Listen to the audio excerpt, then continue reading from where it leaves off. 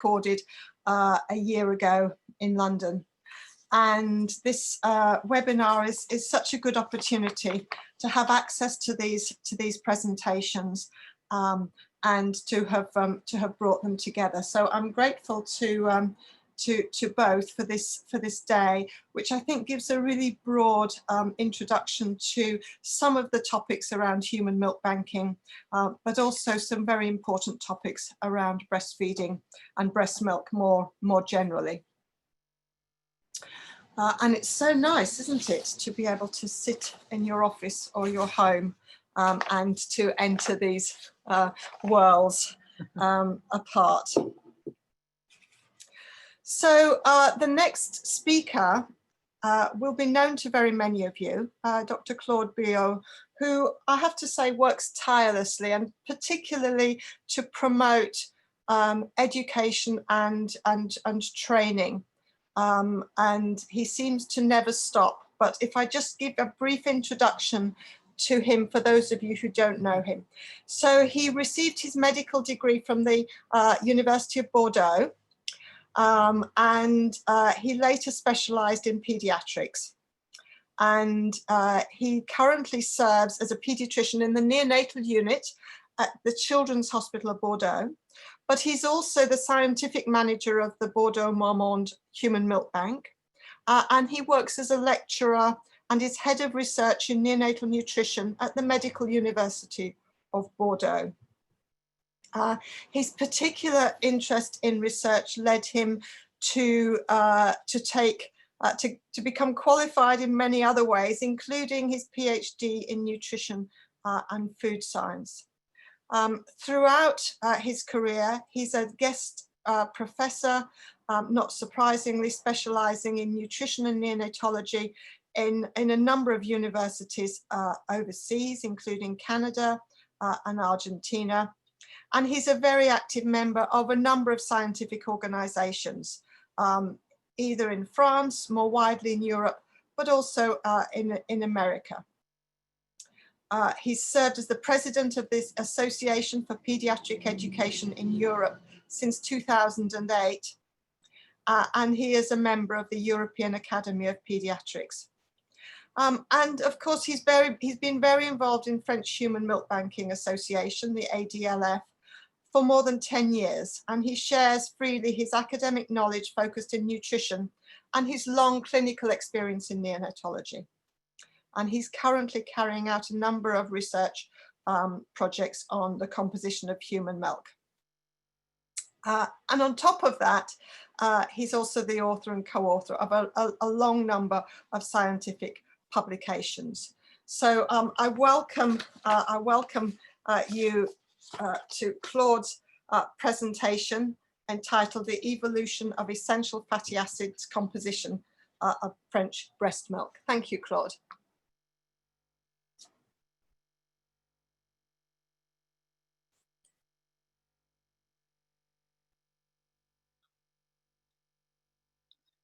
Thank you very much, Julian.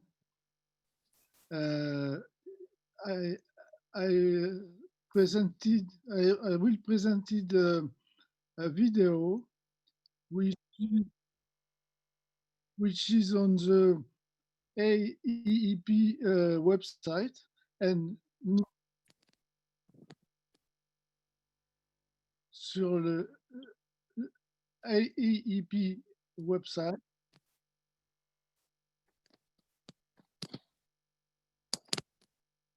Non, sur le site AEEP.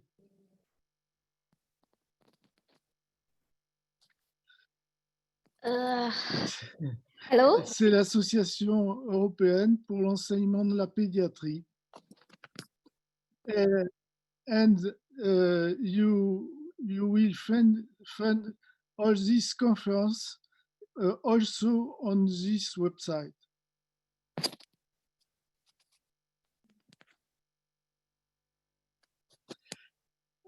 We will start the video. Okay, thank you. I would like to introduce Dr. Claude Title, Evolution of Essential Fatty Acid, Composition of French Breast Milk. Claude Billeaud, University of Bordeaux, France. Okay, you will ask me to share a video of your video.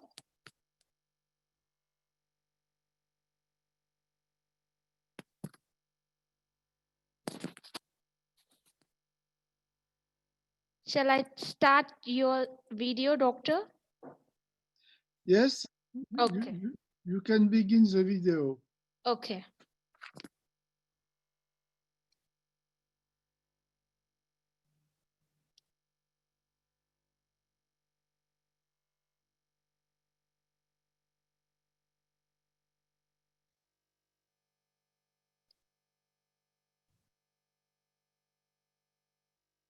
I'm very delighted to be able to introduce. Can you see my screen? Yes, Okay, shall we start now? yes. Okay. No, it's a lecture. Okay. I'm very delighted to be able to introduce Professor Billeaud. Claude is going to talk about the evolution of essential fatty acid composition of French breast milk. So just to fill you in, Claude is from Bordeaux, lovely Bordeaux in France, and works in the paediatric department. I know him through the European Milk Bank Association. He's been very involved in the European Milk Bank Association, and in particular in something he's going to talk about later, in terms of new development of new ways of processing human milk. Dear colleague and friend, I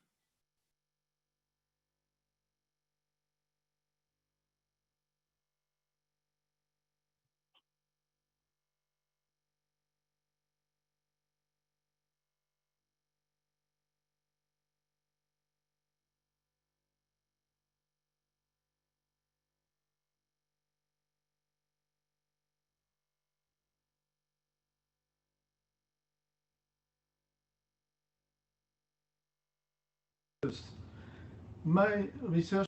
I'm very delighted to be able to introduce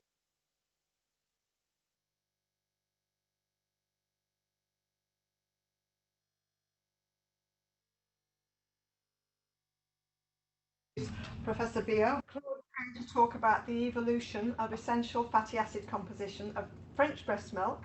So just to fill you in, Claude is from Bordeaux, lovely Bordeaux in France, and works in the paediatric department. I know him through the European Milk Bank Association. He's been very involved in the European Milk Bank Association, and in particular in something he's going to talk about later, in terms of new development of new ways of processing human milk. Dear colleague and friend, I study about 30 years on research on breast milk. It's my research about nutrition of mother and quality of milk, nutrition of pregnant women, and quality of development of fetus. My research is in this part, and I want to speak you mainly to the lipids composition. It's a team work.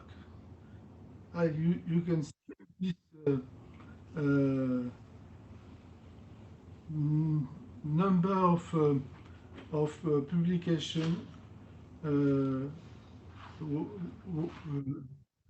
are produced by the Center of Research in Bordeaux. I have been responsibility of lactarium of Bordeaux and Marmande about 20 years, and I was secretary of Association of Lactarium of France about 10 years. One question you have the answer. Why the milk is white? Why? Why is it white? Why the milk is white? It's very easy. Good question. It's because the lipids. Oh, that thing lipid. Oh, okay. The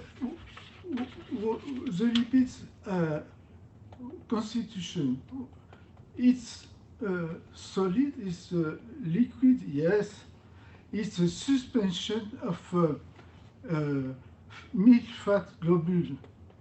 And this milk fat globule, not as other other membrane of cells, the milk fat globule has 3 layers of membrane. And there is a part hydrophobe and a part hydrophile. In the external layer, there is hydrophile. Inside, there is hydrophone, and the lipids of the milk is about 98% of triglyceride, and the other is phospholipids, cholesterol, and so on. And just a recall for you, the lipids are triple destiny for the fetus. It constitutes energy storage in the organism, and also and main the neurosensory development. This three aim of the lipids. The structure is depending is a long chain of carbon atom. If the bond between molecule of carbon is simple, there is no double bond, it is a saturated fatty acid. It represents about 40% of fatty acids. It's very important. It's not the good fatty acid. The monounsaturated fatty acid, one double bond, for example, oleic acid is about 40% of fatty acid.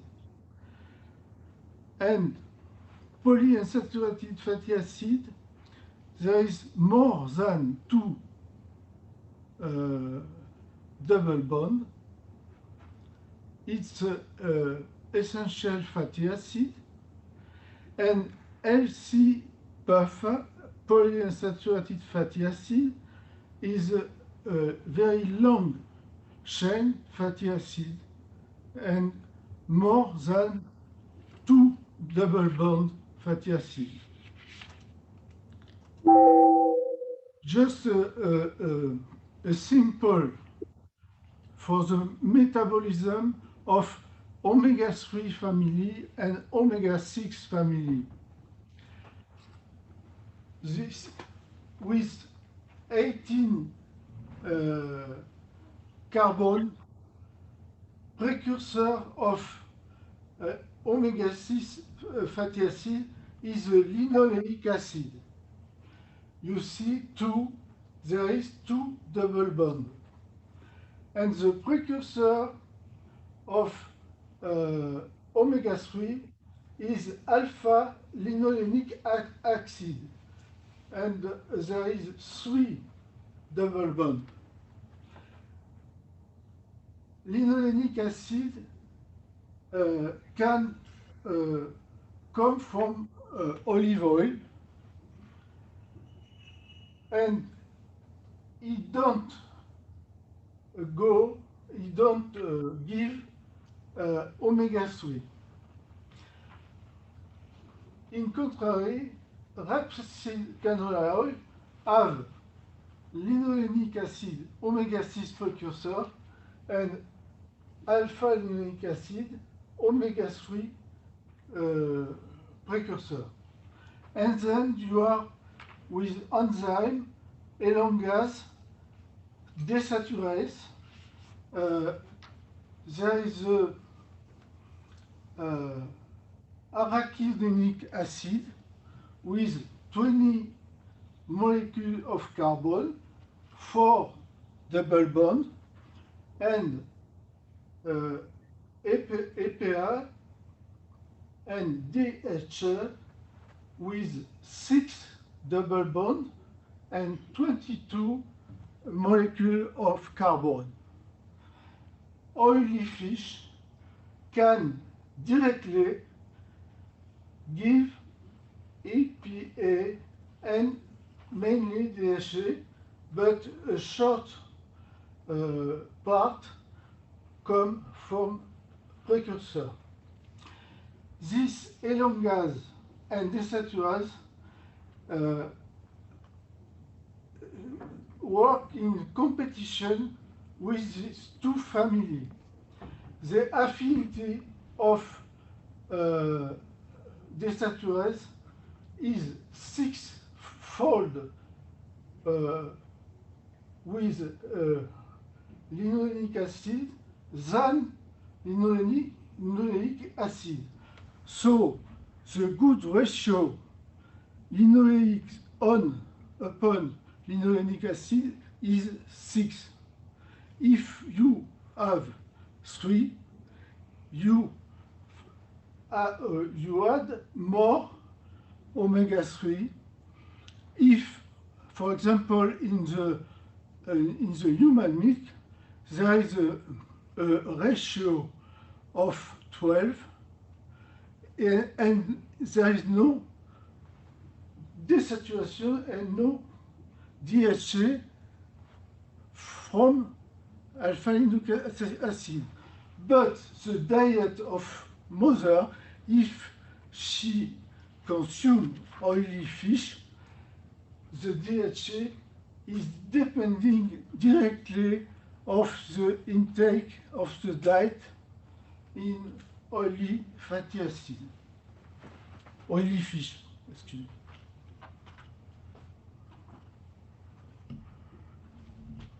This is a different oil. And this is the different oleic acid. It's big. Linoleic acid and alpha-linolenic acid. In canola oil, there is a good equilibrium of fatty acid. But in olive oil, you have oleic acid, you have linoleic acid, but you don't have alpha-linolenic acid. I can say that olive oil works on one leg.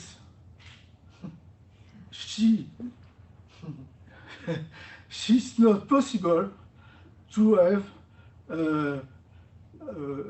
omega-3 consuming olive oil. And the other quality is canola oil is 6-fold minus than olive oil. Olive oil is very high price, but it have a good taste, and the rapeseed oil did not have any taste. No. You have the nut oil, which have a good omega-3 and omega-6. The healthy buffer levels, the long chain, is contained in fish, oily fish. You can see that mackerel is the main contents of DHA, and then sardine is good also, salmon and tuna, but it's mackerel who is the best, and the less price. With €1 you have one box of mackerel, and it is recommended to consume weekly 2 folds of 170 grams of mackerel. If you don't like mackerel, you can eat sardine or salmon.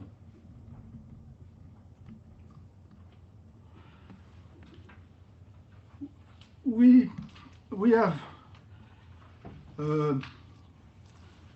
good experience in Bordeaux with the research from 17 years on evolution of fatty acid, and particularly the essential fatty acid.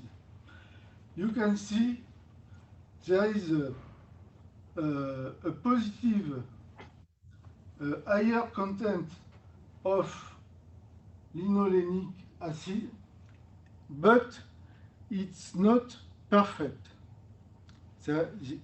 But with the consent to consume canola oil, particularly, and you can see in 17 years that there is about 1% of fatty acid with linolenic acid. And here, linolenic acid is decreased, but for the recommendation, linolenic acid is not is not attain the good levels, comprised between 117 to 4% of fatty acid.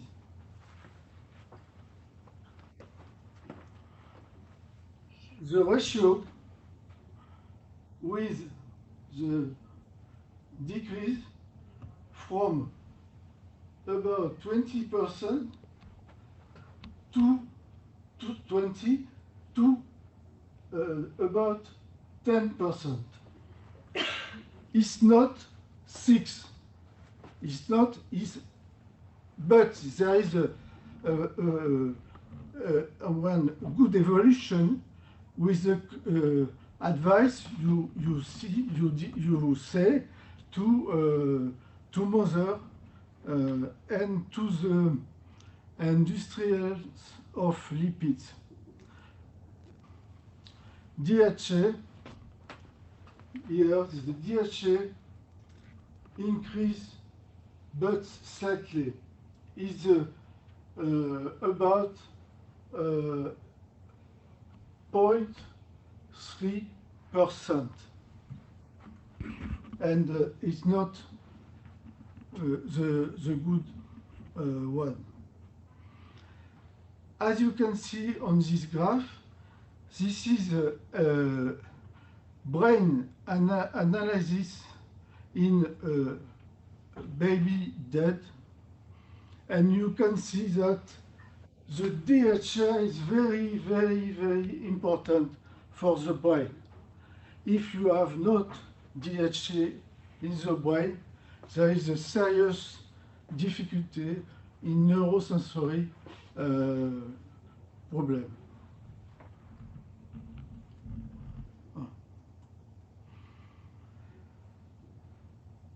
Worldwide, you can see that DHA, depending on the diet of the mother, you have a great variation.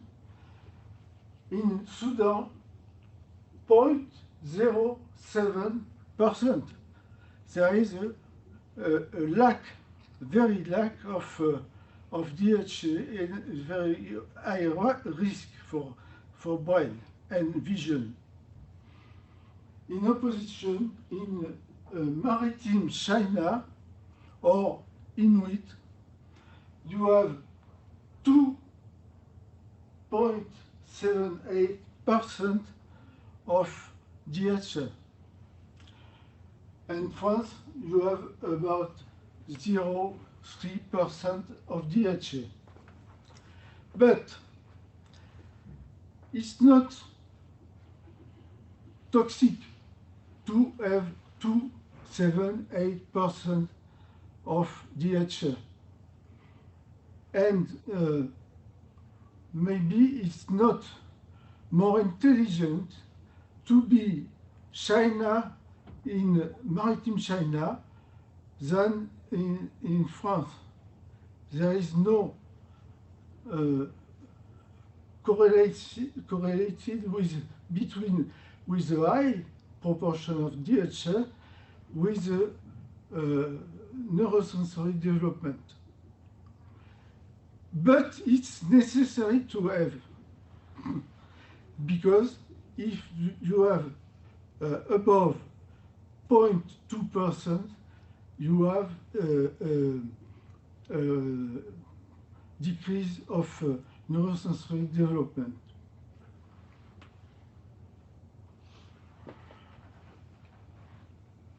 The polyunsaturated fatty acid differ with the molecule of hydrogen after the double bond, or the same place of double bond. This is a normal called cis fatty acid. But if the hydrogen the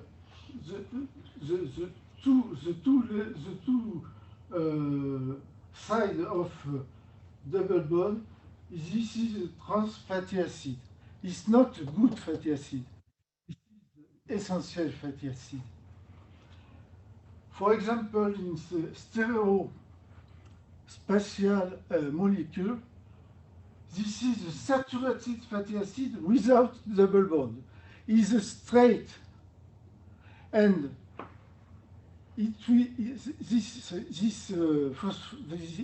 fatty acids are on the membrane. And if you are straight fatty acid, saturated fatty acid, you have a membrane which is rigid, which is where the permeability of the membrane is not good. In contrast, you have here cis fatty acid is linoleic fatty acid. At each double bond, you have angle. You have a break of the molecule, and the molecule is in curve, and the membrane are fluid. the permeability of the membrane is very good.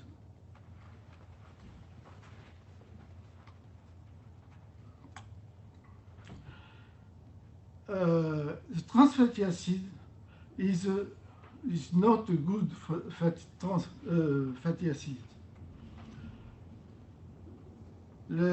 It increases coronary risk.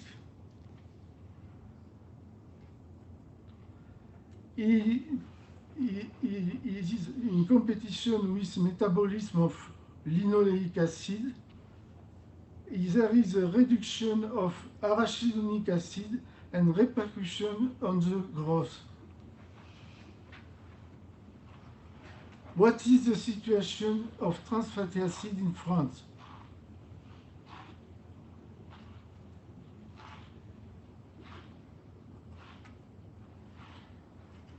You can see in 1997,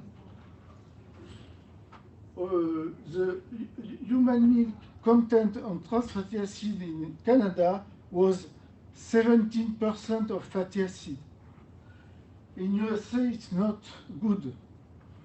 In France, we add 2% only, and in Spain, you have 1%. The industry of lipids listen all the counsel, all the advice of our research, and he tend to decrease the trans fatty acids. And after this research, you can see in France that in 17 years, we are only 1%, and in 1997, we had 2%. So the fabricant, the industrial of margarine had following our advice.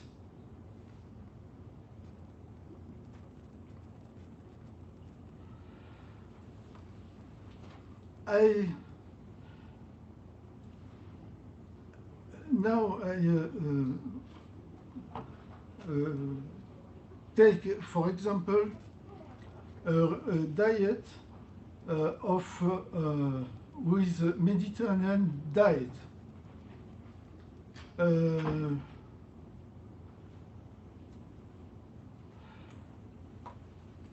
We have make a randomized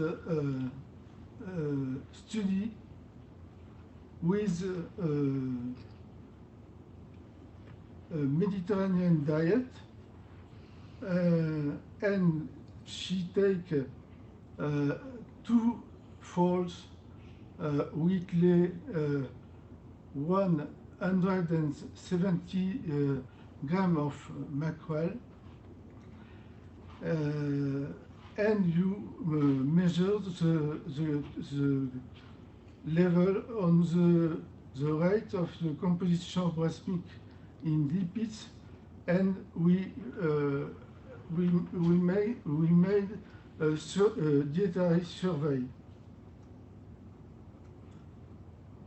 We measure the lipids by gas chromatography, and the dietary survey of lactating women before and after only 15 days to using software BuildNut.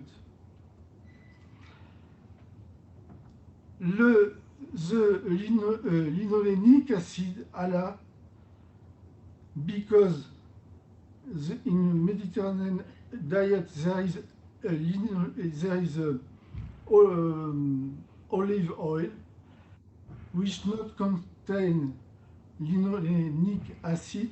You can see there is a very decrease of this acid, linolenic acid, omega-3 is Omega 3. decreased with Mediterranean diet. The publication and television see the olive oil is a very, very good olive oil. And it's a good oil, but she not contain omega-3. And if you don't give mackerel or sardine who intake the DHA, there is not possible to decrease to build DHA from linolenic acid, because it is not. And what that journalist did not compress and understand that linolenic acid in Greece came from the pourpier. It's a vegetable. The old Greek people consume 800 grams of pourpier per day, which intake linolenic acid. But if you use and you contract the Mediterranean diet with only olive oil, it's not a good diet. But the Greeks are intelligent and varied their consumption and do not consume only olive oil. The linoleic acid decrease, but if you see the percentage is 10% to 9%, is not good. The ratio linoleic or linolenic acid increase from 10% to 13%. The arachidonic acid is stable, not variation, about 0.36%. EPA increase and DHA increase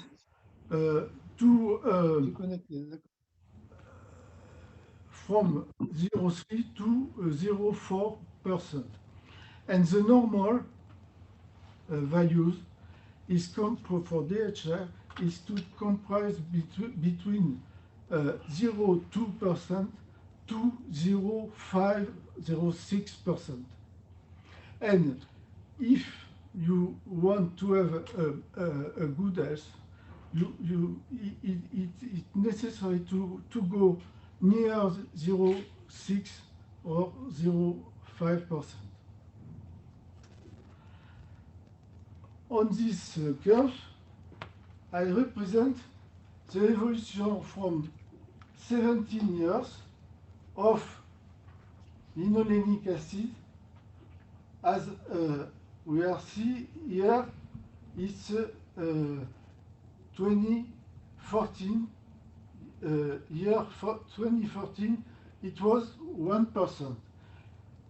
After 15 days of olive oil, you have the decrease to 0.70%. With 1 month of olive oil, you stay to 7%.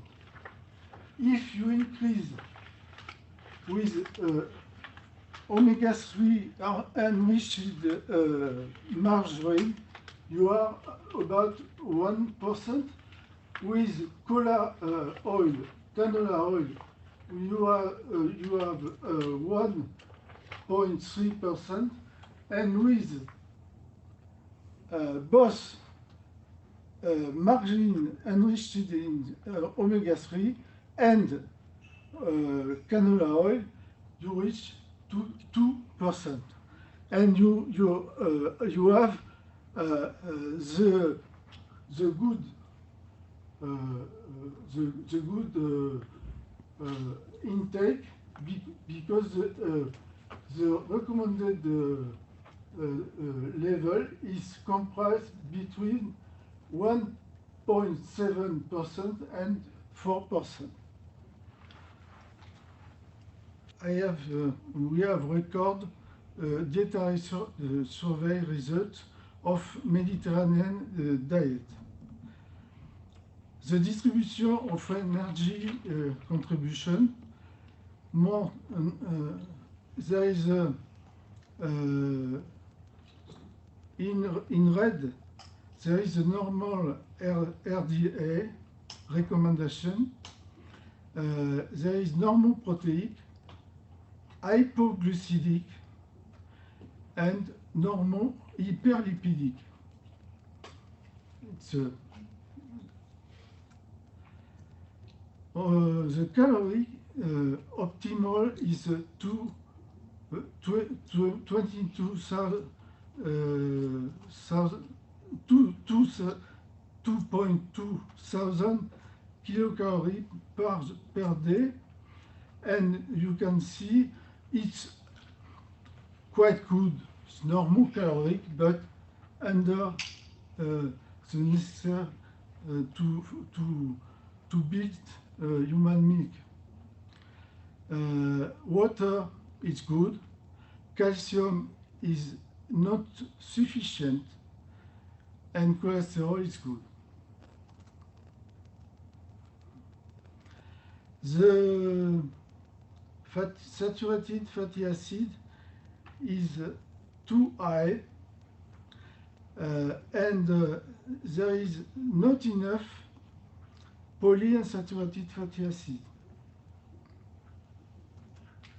Minerals and sufficiency iron, magnesium, and zinc.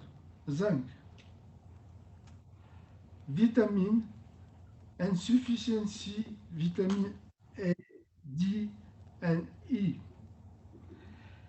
So the question is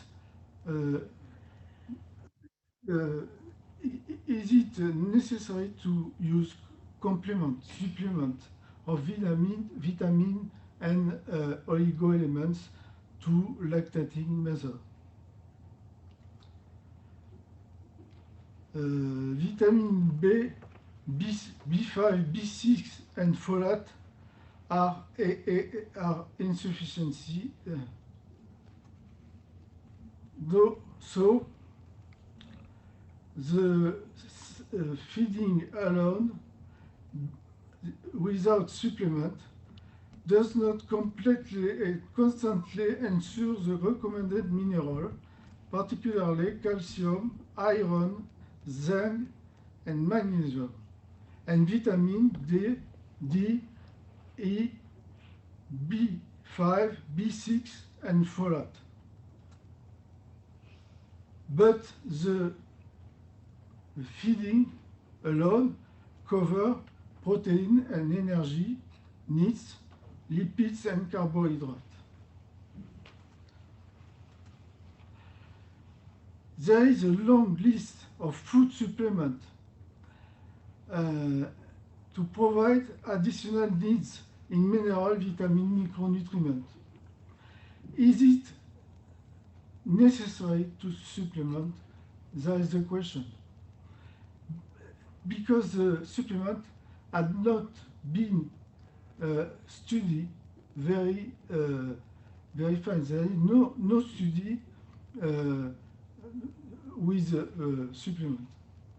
But other way, it's not maybe dangerous to have supplement.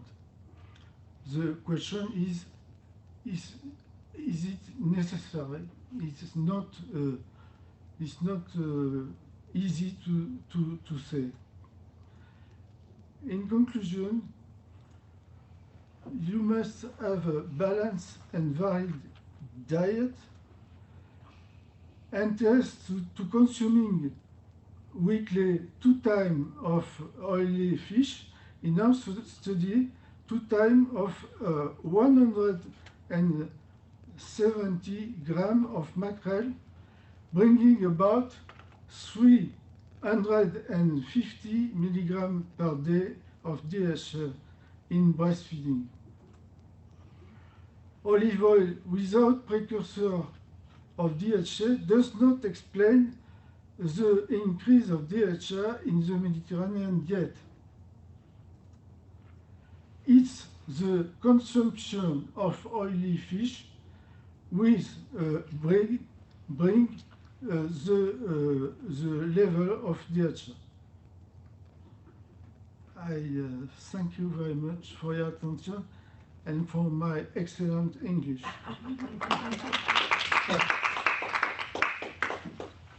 Thank you, Claude. Thank you for your talk. That was fascinating. Is there some question in the? Do you have any questions, anybody?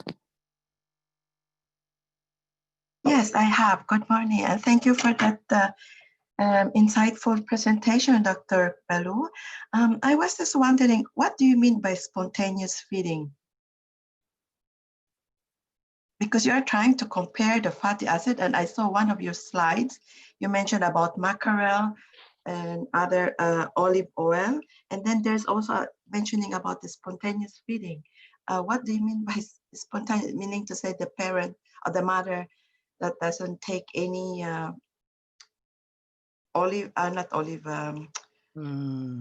fish oil?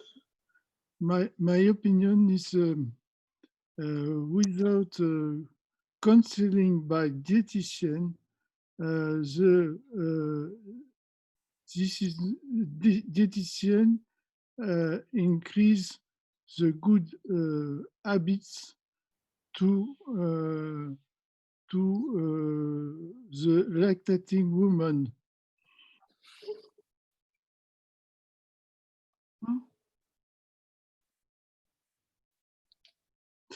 And no, what I mean is, and the dietitian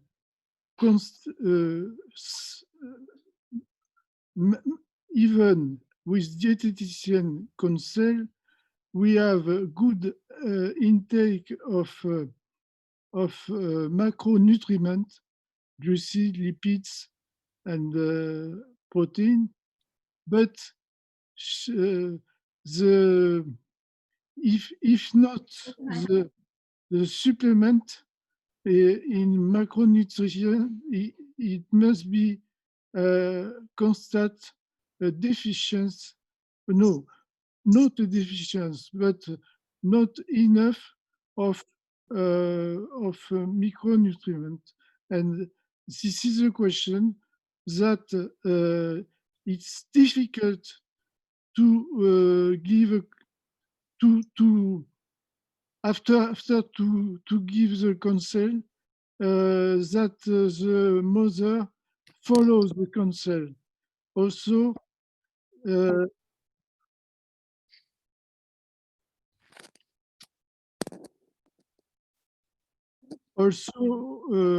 maybe a supplement of mineral and vitamins is considerable. Can I add something to that? And thank you, Claude. I think it's a really important conversation to have with mothers to discuss their diet.